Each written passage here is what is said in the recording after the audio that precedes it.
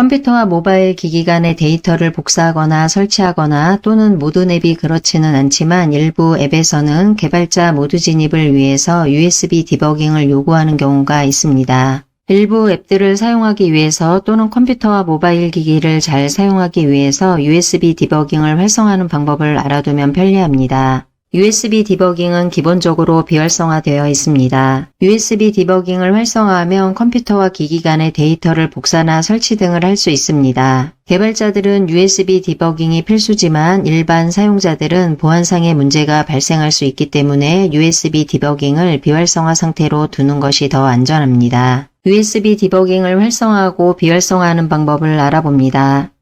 설정이 바로 보이면 터치하면 되고 보이지 않으면 위쪽으로 이동해서 위에서 아래로 내려줍니다. 오른쪽 상단으로 이동해서 톱니바퀴 모양을 터치합니다. 설정 화면으로 이동합니다. 화면에 손가락을 두고 위로 끝까지 밀어줍니다. 화면 제일 아래쪽에 휴대전화 정보가 있습니다. 여기를 터치합니다. 휴대전화 정보 화면으로 이동합니다. 메뉴 중에서 소프트웨어 정보를 터치합니다. 소프트웨어 정보 화면으로 이동합니다. 빌드 번호 위에서 연속해서 7번을 터치합니다.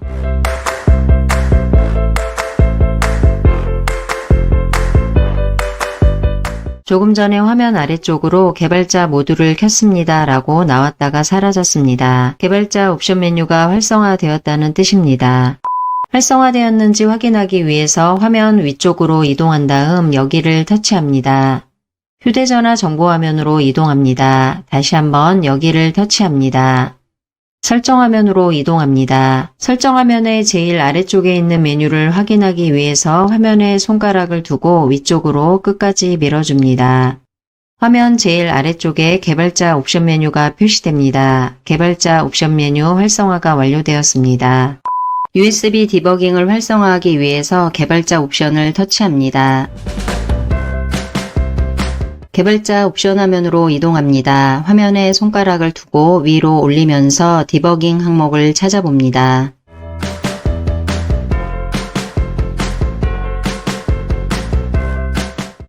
디버깅 항목 바로 아래쪽에 USB 디버깅이 있습니다. 오른쪽을 보면 비활성화로 되어 있습니다. 여기를 터치하게 되면 비활성화에서 활성화로 바뀝니다.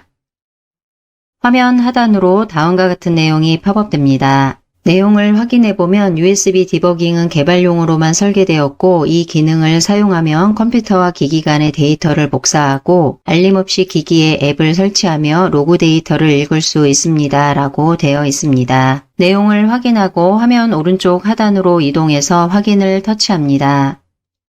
USB 디버깅 기능이 활성화되었습니다. USB 디버깅을 사용할 때는 지금처럼 활성화해서 사용하지만 보안상의 문제로 사용하지 않을 때는 비활성화 상태로 두는 것이 안전합니다. 그럴 때는 활성화되어 있는 여기를 터치해서 비활성화 상태로 바꿔줍니다. USB 디버깅 기능이 비활성화되었습니다. USB 디버깅 기능을 잘 활용해서 컴퓨터와 기기 간의 데이터를 복사하는 등 다양한 기능을 활용해 보시기 바랍니다. 스마트폰에 내장되어 있는 프로그램을 이용해서 스마트폰을 매일 자동으로 최적화할 수도 있고 매주 자동으로 다시 시작할 수도 있고 악성 소프트웨어 자동검사 등이 자동으로 실행되도록 설정할 수도 있습니다. 스마트폰을 처음으로 구입할 당시에는 성능과 속도가 최상이었습니다. 그런데 사용하는 동안은 이러한 성능과 속도를 계속해서 유지하기 위해서는 수시로 스마트폰을 최적화해야 합니다. 스마트폰 성능 최적화란 램이나 프로그램, 저장 공간 등이 서로 잘 작동하도록 조정해주는 것을 말합니다. 그리고 최적화 작업은 한 번 하고 끝나는 것이 아니고 수시로 자주 실행하는 것이 효과적입니다. 그런데 생활하다 보면 최적화 작업을 수시로 자주 하는 것이 쉽지 않습니다. 그래서 스마트폰 성능을 자동으로 최적화할 수 있는 방법을 알아봅니다. 설정을 터치합니다. 설정이 보이지 않으면 화면 상단으로 이동해서 위에서 아래로 내려줍니다.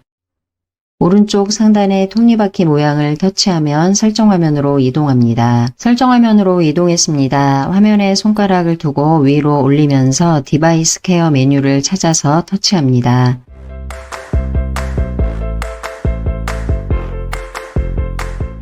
오른쪽 상단으로 이동해서 점 3개를 터치합니다. 고급 설정을 터치합니다. 고급 설정 화면으로 이동합니다. 아래쪽으로 이동하면 자동 최적화라고 있습니다. 이 기능은 휴대전화를 하루에 한 번씩 자동으로 최적화하는 기능입니다. 자동으로 최적화하고자 한다면 지금처럼 활성화를 시켜서 자동 최적화를 합니다. 자동으로 최적화하지 않을 경우는 터치해서 비활성화 표시로 바꿔줍니다. 스마트폰의 성능을 수시로 최적화하면 전화기의 수명과 성능이 저하되는 것을 방지할 수 있기 때문에 지금은 자동 최적화를 활성화 상태로 그대로 둡니다. 그리고 전화기를 수시로 최적화하는 것이 불편하면 자동 최적화를 지금처럼 활성화시켜두면 됩니다. 지금 화면에는 표시되지 않지만 자동으로 최적화하는 화면에 시간을 설정하는 화면이 표시되는 경우도 있습니다. 그러면 시간을 설정할 수도 있고 램 확보를 위한 앱 정리하기 기능이 켜져 있다면 가장 최근에 사용한 앱은 계속 열려 있고 백그라운드에 열려 있는 모든 앱이 닫히게 됩니다. 사용하는 기기의 화면에 표시되는 메뉴에 맞게 설정하시면 되겠습니다. 두 번째 메뉴에 자동 재시작이 있습니다. 설정한 시간에 휴대전화가 자동으로 껐다 켜집니다 라고 되어 있습니다. 스마트폰을 껐다 켜게 되면 스마트폰을 켜서 작업을 했을 때 여러 앱들에서 남아있는 부분들이 있습니다. 이러한 부분들을 정리해서 성능을 좀 더 향상시키게 됩니다. 그래서 컴퓨터를 사용할 때도 그렇고 스마트폰을 사용할 때도 전원을 껐다 켜면 더 좋다고 하는 이야기를 들어본 적이 있을 겁니다. 그런데 생각처럼 스마트폰을 껐다 켜는 것을 자주 하지 않게 됩니다. 그래서 이러한 작업이 자동으로 실행되도록 하기 위해서는 자동 재시작을 활성화로 설정하면 됩니다.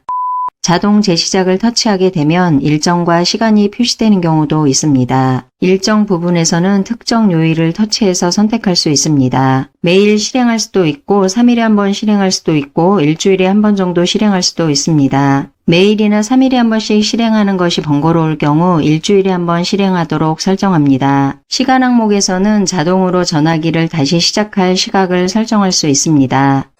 설정 최적화가 있습니다. 휴대전화를 사용하지 않을 때 설정을 최적화하여 배터리 사용 가능 시간을 늘릴 수 있습니다. 라고 되어 있습니다. 스마트폰을 사용 중일 때 설정 최적화를 지금처럼 활성화를 하게 되면 스마트폰의 성능을 최대로 활용하지 못할 수도 있습니다. 평소에는 설정 최적화를 꺼두었다가 휴대전화를 사용하지 않고 배터리의 잔량이 30% 이하가 되면 설정 최적화를 켜두는 것이 안전합니다. 악성 소프트웨어 자동 검사가 있습니다. 악성 소프트웨어도 자동으로 검사할 수 있도록 지금처럼 활성화를 시켜둡니다.